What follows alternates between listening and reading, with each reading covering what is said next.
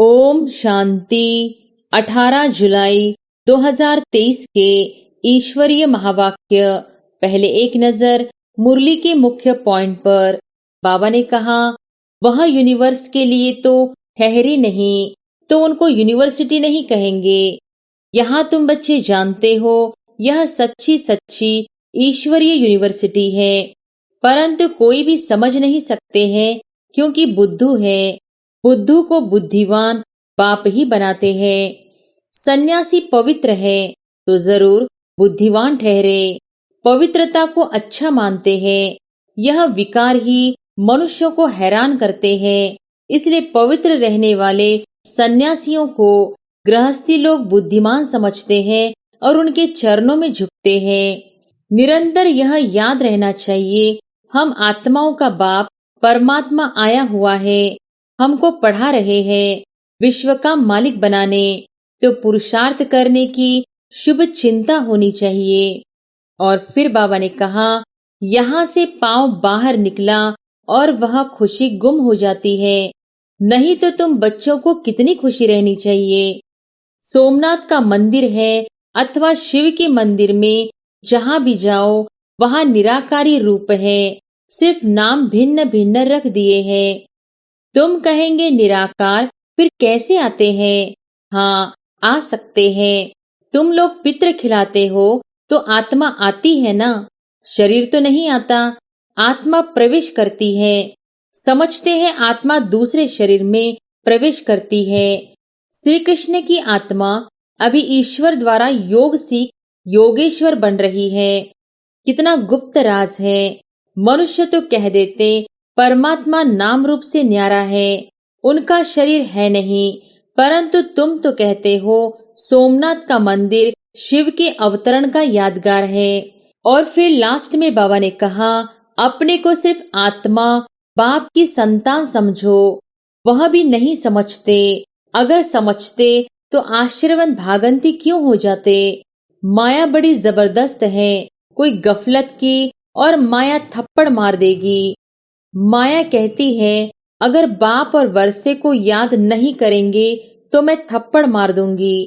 बहुत बच्चे लिखते भी हैं, बाबा माया ने थप्पड़ मार दिया। बाबा भी लिखते हैं, हाँ बच्चे, माया को हुक्म मिला हुआ है, खूब थप्पड़ मारो, क्योंकि तुम मेरा बनते नहीं हो। तुमको सदा सुखी बनाने आया हूँ, तो भी तुम बच्चे याद नहीं करते हो। उन ब्राह्मणों को तुम कह सकते हो, तुम ब्राह्मण अपने को ब्रह्मा की औलाद कहलाते हो। अच्छा, ब्रह्मा का बाप कौन है? बता नहीं सकेंगे। डिब्बी में ठिकरी, बस हम ब्राह्मण ही भगवान हैं। और अब सुनते हैं महावाक्यों को विस्तार से। मुरली का सार। मीठे बच्चे, तुम इस रूहानी यूनिवर्सिटी में आए हो बुद्धों से बुद्धिवान बनने। बुद्धिवान अर्थात पवित्र। पवित्र बनने की पढ़ाई तुम अभी पढ़ते हो।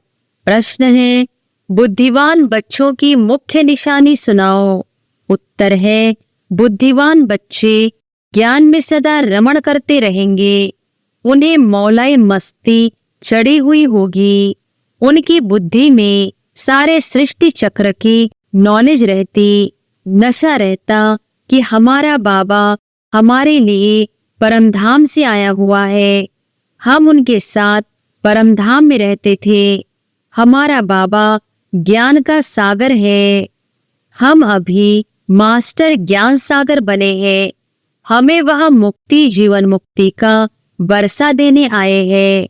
गीत है, कौन आया मेरे मन के द्वारे सवेरे सवेरे। ओम शांति। जीव की आत्मा जानती है कि हमारा परमपिता परमात्मा हमको सम्मुख पढ़ा रहे हैं, वह राजयोग सिखला रहे हैं। तो जैसे कि यह ईश्वरीय यूनिवर्सिटी ठहरी। यूनिवर्सिटी इसको क्यों कहते हैं? ऐसे नहीं, और जो भी सब यूनिवर्सिटीज है वह यूनिवर्स के लिए है नहीं। वह यूनिवर्स के लिए तो ठहरी नहीं, तो उनको यूनिवर्सिटी नहीं कहेंगे। यहाँ तुम बच्चे जानते हो, यह सच्ची सच्ची ईश्वरीय यूनिवर्सिटी है, परंतु कोई भी समझ नहीं सकते हैं, क्योंकि बुद्धू है। बुद्धू को बुद्धिवान बाप ही बनाते हैं। मनुष्य बुद्धिवान के आगे माथा झुकाते हैं। देवी देवताओं को, सन्यासियों आदि को माथा झुकाते हैं। सन्यासी पवित्र है तो जरूर बुद्धिवान ठहरे, पवित्रता को अच्छा मानते हैं। यह विकार ही मनुष्य को हैरान करते हैं। इसलिए पवित्र रहने वाले सन्यासियों को गृहस्थी लोग बुद्धिवान समझते हैं और उनके चरणों में झुकते हैं बस। सन्यासी लिबास देखा और झट माथा झुकाएंगे। अभी तो उन्हों का मान कम हो गया है, इसलिए संभाल कर कदम उठाते हैं। आगे तो सन्यासियों को देख झट ऑफर करते थे, स्वामी जी हमारे घर पर चलो। अभी तो टू मच हो गए हैं और तमोप्रधान बन पड़े हैं, इसलिए जो बहुत नामी ग्रामी है उनका ही मान होता है। बड़े आदमी भी उनको माथा झुकाते हैं। क्यों? पढ़े लिखे तो सन्यासियों से भी जास्ती है, परंतु वह पवित्र है, सन्यास किया है, इसलिए बुद्धिवान माने जाते हैं। अभी तुम बुद्धिवान बनते हो, तुम अभी रचयिता और रचना के आदि मध्य अंत को जानते हो, परंतु तुम्हारे में भी सभी को इतना नशा नहीं है। नशा चढ़ने में भी टाइम बहुत लगता है, पूरा नशा तो अंत में ही रहता है। अभी जितना जितना तुम पुरुषार्थ करते हो उतना नशा चढ़ता जाता है। निरंतर यह याद रहना चाहिए, हम आत्माओं का बाप परमात्मा आया हुआ है, हमको पढ़ा रहे हैं विश्व का मालिक बनाने। तो पुरुषार्थ करने की शुभ चिंता होनी चाहिए। सभी को वह चिंता नहीं रहती। यहाँ सुनते समय नशा चढ़ा, यहाँ से बाहर निकला और खेल खलास। नंबरवार है ना। हम आत्माओं का बाप आया है, हम उनके पास परमधाम में रहते थे, ऐसे और कोई नहीं समझते हैं। साधु सन्यासी आदि पवित्र है, तुम्हारे में भी नंबरवार है। सभी को यह निश्चय नहीं बैठा है कि हमारा परमपिता परमात्मा ज्ञान का सागर है, जीवन मुक्ति दाता है, जो हमको स्वर्ग का मालिक बनाते हैं। यहाँ से पाप बाहर निकाला और वह खुशी गुम हो जाती है। नहीं तो तुम बच्चों को कितनी खुशी रहनी चाहिए। मैंने भी इस तन का आधार लिया है, नहीं तो राजयोग कैसे सिखलाऊंगा। मुझे अपना शरीर नहीं है।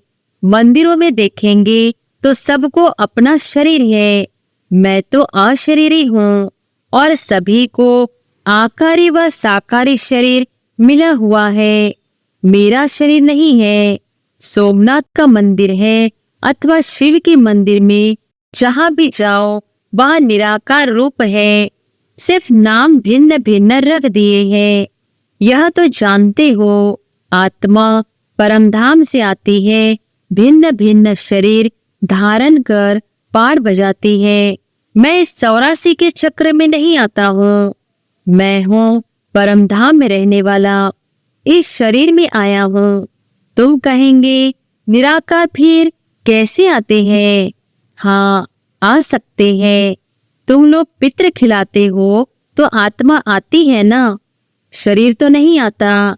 आत्मा प्रवेश करती है। समझते हैं आत्मा दूसरे शरीर में प्रवेश करती है। कोई तो भूत की आत्माएं बहुत चंचल होती है, पत्थर आदि मारती है। आत्मा शरीर में आती है तब कुछ कर सकती है, उसी घोष्ठ कहते हैं। अशुद्ध आत्माएं भी प्रवेश करती है। तुम बच्चों को अनुभव है कि कैसे अशुद्ध आत्माएं भटकती है, जब तक उनको अपना शरीर मिले। शुद्ध आत्माएं भी आती है। यह भी ड्रामा में नोंद है। जो कुछ पास हुआ ड्रामा का खेल है। बाप समझाते हैं, मैं आकर साधारण बूढ़े तन में प्रवेश करता हूँ। जरूर अनुभवी का शरीर चाहिए ना। ब्रह्मा का नाम मशहूर है, ब्रह्मा की राय भी मशहूर है। ब्रह्मा को फिर कहाँ से राय मिली? ब्रह्मा है शिव बाबा का बच्चा, तो उनकी है श्रीमत, तो जरूर मुख्य श्रीमत ब्रह्मा की होनी चाहिए, जिसमें बाप प्रवेश करते हैं। भारतवासी इन बातों को नहीं जानते। वह तो समझते हैं सब एक ही एक है। श्री कृष्ण, शिव आदि सब एक ही है। श्री कृष्ण को महात्मा, योगेश्वर कहते हैं, परंतु क्यों कहते हैं यह तो समझते नहीं। श्री कृष्ण की आत्मा अभी ईश्वर द्वारा योग से योगेश्वर बन रही है। कितना गुप्त राज है। मनुष्य तो कह देते परमात्मा नाम रूप से न्यारा है, उनका शरीर है नहीं, परंतु तुम तो कहते हो सोमनाथ का मंदिर शिव की अवतरण का यादगार है। जरूर कल्प पहले शिव बाबा आया हुआ था और अब आया हुआ है। फिर द्वापर में उनकी भक्ति शुरू होती है। शिवरात्रि मनाते हैं, बाप बैल समझाते हैं तुम आत्माएं परमधाम से आई हो पाड़ बजाने। आत्मा अविनाशी है, इसमें 84 जन्मों का पाठ भरा हुआ है। जैसे बाप पुराने शरीर में आए हैं, वैसे तुम भी पुराने शरीर में हो। बाबा इस पुराने शरीर से लिबरेट कर नया देते हैं। युक्ति बतलाते हैं कि कौड़े तुल्य से हीरे तुल्य कैसे बनो। गाते भी है माशुक एक बाप है, मैं परमधाम का रहिवासी, तुम भी परमधाम के रहने वाले हो। मैं पुराने ते पुराने शरीर में आया हूँ। तुम्हारा भी 84 जन्मों के अंत का यह पतित तन है। तुम भी अपने को आत्मा समझो। हमने 84 जन्म भोग पूरे किए हैं। अभी फिर नई दुनिया में हमको नया शरीर मिलेगा, तो कितनी खुशी में रहना चाहिए। नंबरवार है, कोई तो बिल्कुल ही डलहेड है। माया ने बिल्कुल ही पत्थर बुद्धि बना दिया है। जैसे गर्म तवे पर पानी डालो तो बिल्कुल ही सूख जाएगा, ऐसे तत्ते तवे हैं। अरे तुम अपने को सिर्फ आत्मा बाप की संतान समझो। वह भी नहीं समझते। अगर समझते तो आश्रवन भागंती क्यों हो जाते। माया बड़ी जबरदस्त है। कोई गफलत की और माया थप्पड़ मार देगी। अरे बाबा आया है बरसा देने, फिर भी तुम भिखारी बनते हो। बड़ा जबरदस्त थप्पड़ लगाती है। बाप तो थप्पड़ नहीं मारेंगे, माया थप्पड़ मार मुंह फेर देती है। ऐसे बहुत माया के थप्पड़ खाते रहते हैं। माया भी कहती है तुम बाप को याद नहीं करते हो तो मैं मारती हूँ। माया को हुक्म मिला हुआ है, बुद्धिहीन को बुद्धिवान बनाना है, तो क्यों नहीं सर्विस करते हो। क्या अब तक माया की मोचरे खाते रहना है? बहुत मोचरा खाते रहते हैं। कोई को क्रोध का, कोई को मोह का मोचरा। बाप कहते हैं तुम सब कुछ सरेंडर कर ट्रस्टी हो रहो। विकार भी दान में दिया, फिर काम में क्यों लाते हो। विकारों का तो कोई रूप नहीं है। धन के लिए कहेंगे ट्रस्टी हो रहो, भले काम में लगाना, परंतु बहुत संभाल से। बाप की श्रीमत से पैसे से कोई ऐसा विकर्म नहीं करना, नहीं तो उनका बोझा सारा तुम्हारे सिर पर चढ़ेगा। माया बड़ी तमोप्रधान है। वह भी जानती है यह बाप को ठीक रीति याद नहीं करते हैं, इसलिए मारो इनको घूसा। माया कहती है अगर बाप और वर्षे को याद नहीं करेंगे तो मैं थप्पड़ मार दूंगी। बहुत बच्चे लिखते भी है बाबा माया ने थप्पड़ मार दिया। बाबा भी लिखते हैं हाँ बच्चे, माया को हुक्म मिला हुआ है, खूब थप्पड़ मारो, क्योंकि तुम मेरा बनते नहीं हो। तुमको सदा सुखी बनाने आया हूँ, तो भी तुम बच्चे याद नहीं करते हो। है भी बड़ा सहज, परंतु टाइम लगता है।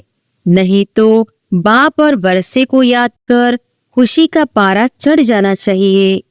आखिर भी याद करते करते झुचकी हिचकी आए, बस हम बाबा के पास चला जाता हूँ, फिर आ जाऊंगा स्वर्ग में, एकदम जैसे मौलाई बन चले जाएंगे। अच्छा, यह तो कोई नहीं जानते हैं, आत्मा आशिक है परमपिता परमात्मा की। सच्चे सच्चे आशिक तुम हो। आधा कल्प तुम आशिक बन माशूक को खूब याद करते हो, परंतु यह जानते नहीं कि आत्मा परमात्मा पर आशिक होती है। वह तो कह देते आत्मा सो परमात्मा, परमात्मा सो आत्मा। यहाँ तो बहुत फर्क है। तुम जानते हो परमात्मा है माशूक, वह पवित्र सोल हमको कितना खूबसूरत बनाती है। हम आत्मा गंदी बनने से जेवर भी गंदे बन पड़े हैं। बाबा आए हैं फिर गोरा बनाने, फिर शरीर भी गोल्डन एजर मिलेगा। खाद सोने में डालते हैं ना। अब देखो यह मंदिर है आदि देव का, उनका नाम कोई ने महावीर रख दिया, अर्थ कुछ नहीं जानते। हनुमान को भी महावीर कह देते हैं।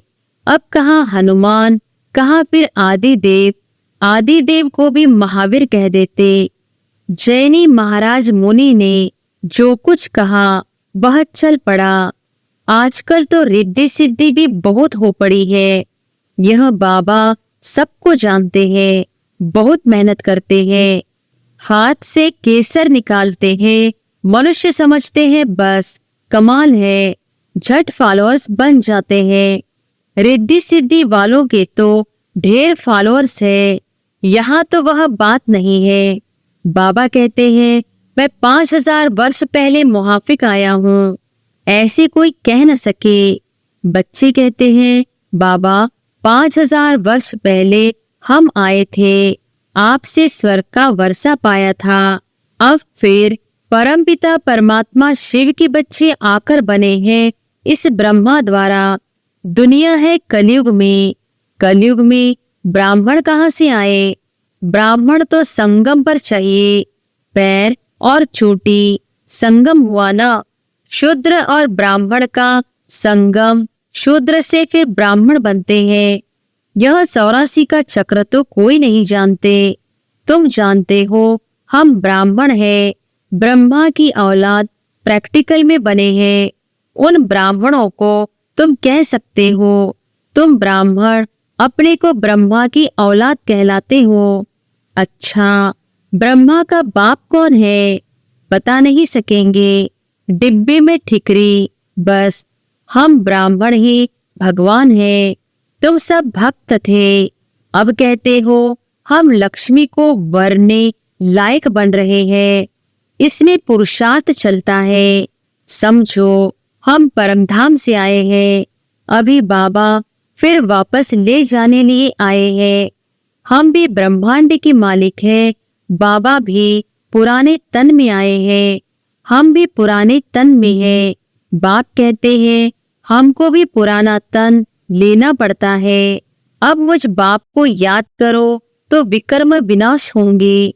टाइम भी देते हैं, पांडव गवर्नमेंट की सर्विस कम से कम 8 घंटा होनी चाहिए। राजयोग सिखलाना है, शंख ध्वनि करनी है। तुम श्रीमत से भारत को खास और दुनिया को आम स्वर्ग बनाते हो। स्वर्ग में सिर्फ तुम आते हो और धर्म वाले नहीं आते। ब्राह्मण, देवता, क्षत्रिय, वैश्य, शूद्र, इसको विराट स्वरूप कहा जाता है। एक विराट रूप का भी चित्र बनाना चाहिए जो मनुष्यों को सहज समझ में आए। विष्णु को विराट स्वरूप में ले आए हैं, चित्र तो जरूर चाहिए ना। स्कूल में भी चित्र रखते हैं ना, नहीं तो बच्चा क्या जाने हाथी क्या होता है, चित्रों पर दिखाते हैं। तो यह भी 4 युग है, अब कलयुग है, जरूर चक्र फिरेगा। ब्राह्मण तो संगम पर होते हैं, बाकी है जिस्मानी ब्राह्मण पंडे, वह ब्रह्मा मुख वंशावली नहीं है। ब्रह्मा मुख वंशावली को तो दादे से वर्षा मिलता है, उन ब्राह्मणों को वर्षा कहाँ मिलता। इन बातों को तो तुम्हारे में भी नंबरवार समझ सकते हैं। अच्छा, मीठे मीठे सिकिलधे बच्चों प्रति माता पिता बाप दादा का याद प्यार और गुड मॉर्निंग। रूहानी बाप की रूहानी बच्चों को नमस्ते। धारणा के लिए मुख्य सार। पहली पॉइंट, बुद्धि से सब कुछ सरेंडर कर ट्रस्टी हो रहना है। बहुत संभाल से श्रीमत प्रमाण हर कार्य करना है। दूसरी पॉइंट, बाबा और वर्षे को याद कर अपार खुशी का अनुभव करना है। बाबा की याद में मौलाई बन जाना है, सच्चा आशिक बनना है।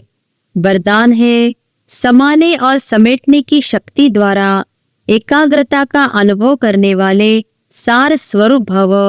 समाने और समेटने की शक्ति द्वारा एकाग्रता का अनुभव करने वाले सार स्वरूप भव। देह के संबंधों व पदार्थों का बहुत बड़ा विस्तार है। सभी प्रकार के विस्तार को सार रूप में लाने के लिए समाने व समेटने की शक्ति चाहिए। सर्व प्रकार के विस्तार को एक बिंदु में समा दो। मैं भी बिंदु, बाप भी बिंदु, एक बाप बिंदु में सारा संसार समाया हुआ है। तो बिंदु रूप अर्थात सार स्वरूप बनना माना एकाग्र होना। एकाग्रता के अभ्यास द्वारा सेकंड में जहाँ चाहो जब चाहो बुद्धि उसी स्थिति में स्थित हो सकती है। स्लोगन है, जो सदा रूहानियत की स्थिति में रहते हैं वही रूहानी गुलाब है। अच्छा, ओम शांति।